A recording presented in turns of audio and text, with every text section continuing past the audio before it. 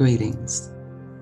My name is Virginia Adams, and I'm here to welcome you to a moment in Black history with St. Mark AME Zion Church, located here in Chicago at 7358 South Cottage Grove Avenue, under the pastorship of the illustrious Reverend Alicia Hillsman Terrell. And by the way, this program was inspired by her. Tonight we're going to meet with St. Mark member, Mrs. Rosa Brown. She's a woman with many talents who's changed the lives of teachers and youth alike throughout the Chicago area. We will hear from her as she reads a letter that she wrote to Dr. Martin Luther King over 20 years ago. But before we listen to her letter, I'd like to tell you a little bit about Mrs. Rosa Brown. First off, she's a devout Christian who loves the Lord with all her heart. And that's just for starters. She's also an educator, poet, speaker, playwright, lyricist, and published author. She was born and raised in Mississippi, and she's the fourth of 6 children. And as a youth, she attended segregated schools there.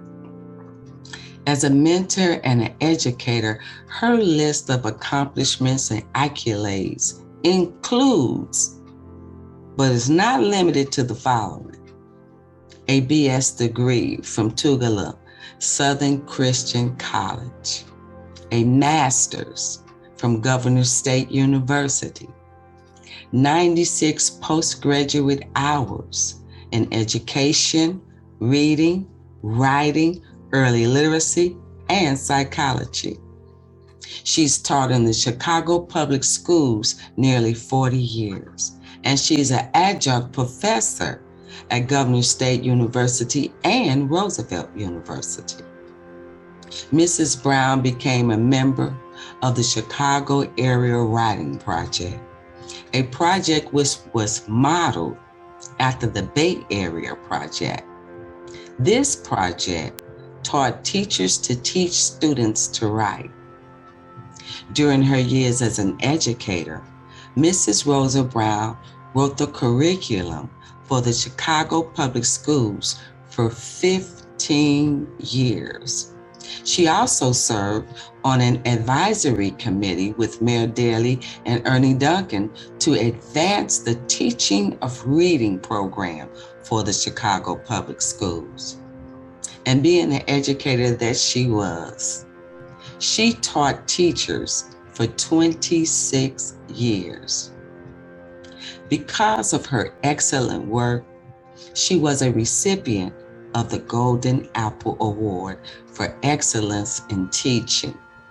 She was selected from among 1,200 nominees. Now that's outstanding. That's the highest honorary achievement in education. She didn't stop there. She wrote and scored the Illinois State Achievement Test.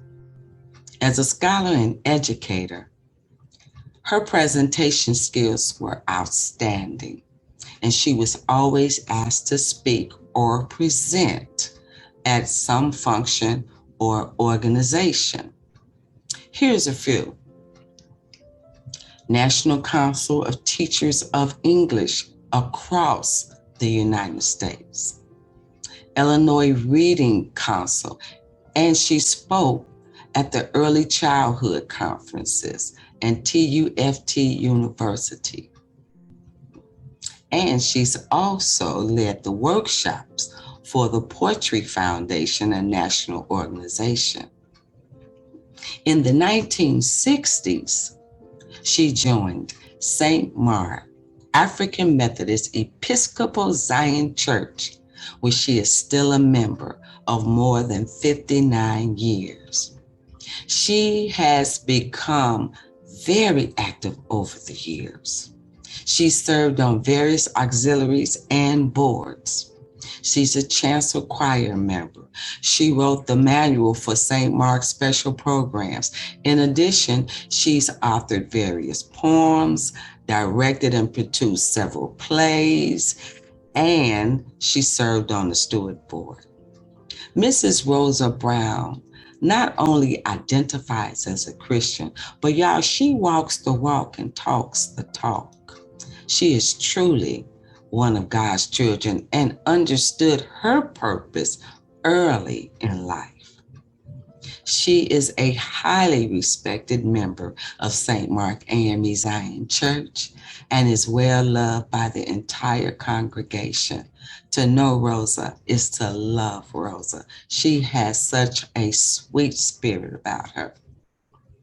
It was during our talks about her life and her views on Dr. Martin Luther King that I decided it would be nice to ask her a few questions. I would like for you to hear her answers, and then we will go into the reading of her letter to Dr. Martin Luther King, Jr.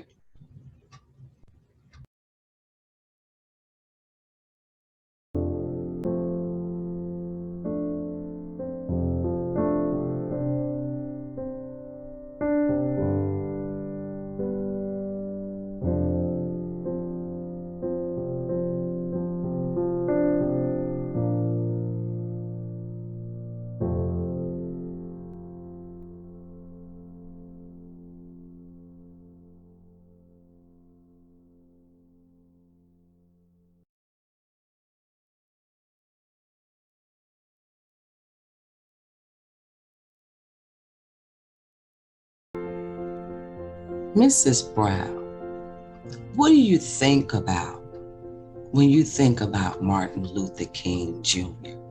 and what he stood for? And what inspired you to write the letter that you wrote to him 20 years ago? His love for humanity.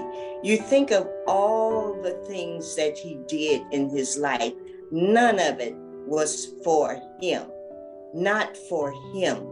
It was for humanity. The man loved people. He was so dedicated to seeing that everybody got what was deserved. No one's better than the other. I remember in reading one of his works, and his mother told him about him being somebody. He said, have you ever heard of the word somebodyness? Somebodyness means you are as good as anybody. I don't want you to put yourself above anybody, but you are as good as anyone. And that just stands out to me. It wasn't about him. He would have still been living maybe if it had been about him, just taking care of himself, his family. But the man traveled the world doing good for others, thinking about others, always fighting for others. That's a rare, rare trait these days. And for writing this, I had seen a book titled Dear Dr. King. And in this book, children were writing him letters, telling them the things they wanted him to know that's happening in their time. And I was doing a writer's workshop, and in this, working with teachers, I had teachers to write Dr. King letters. And at the time, they were writing, I was writing, and this show, a documentary that I had seen on television, popped into my mind. And I was writing to that particular situation. So, but he made such a mark on this world that I feel everyone should take the opportunity to write Dr. King a letter and tell them their feelings about his works. When did you first hear about the man Martin Luther King Jr. And what was happening at this time in your life? I think I heard of Dr. King when I was in high school around 1955 during that Montgomery boycott. It was all over the air, all over the newspapers, hearing it in school, and it brought my attention to him. And since being a small child, injustice was something that was always with me. You have to be fair. You have to be fair. It has to be fair. And I think seeing that little connection with me really made me focus on him.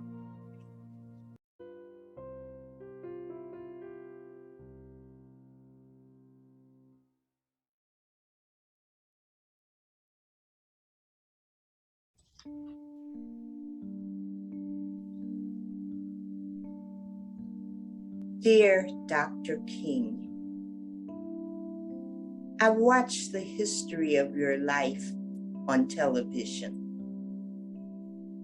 I listened to your voice, a force so strong that it shook mountains and rattled eardrums miles in the distance. I flinched with pain as a demonstration of man's inhumanity to man played across the screen. I rejoiced with a sense of jubilation and glee with each success, each injustice changed and made right, just. I pondered the fate of America if you had not come this way. I watched as you received the Nobel Peace Prize with dignity, humility, and humbleness. I watched you travel across this great nation, speaking for those without voices, fighting for those who saw no need to fight, and leading those blinded by despair. I watched you turn the other cheek and wear down your opponents with love. Dr. King, I reveled in your accomplishments. Then I wept. I wept not because you are no longer with us. I wept not because your years were cut short. I wept not because your little children were left fatherless. I wept not because you were not given a chance to defend yourself on that fatal day. You made your mark, one that can never be erased. I wept because I thought of the youth of today, taking for granted all you fought for. I wept because many of them know not of the struggle for freedom and equality. I wept because they're living in a time when the establishment is reversing laws you gave your life for, and they are not aware of the erosion of democracy and freedom. I wept because the minds and hearts of our youth are attuned to frivolous and nebulous concerns. I've wept because so many are uninformed, uncaring, unmoved. I watched, thought, prayed, and wept.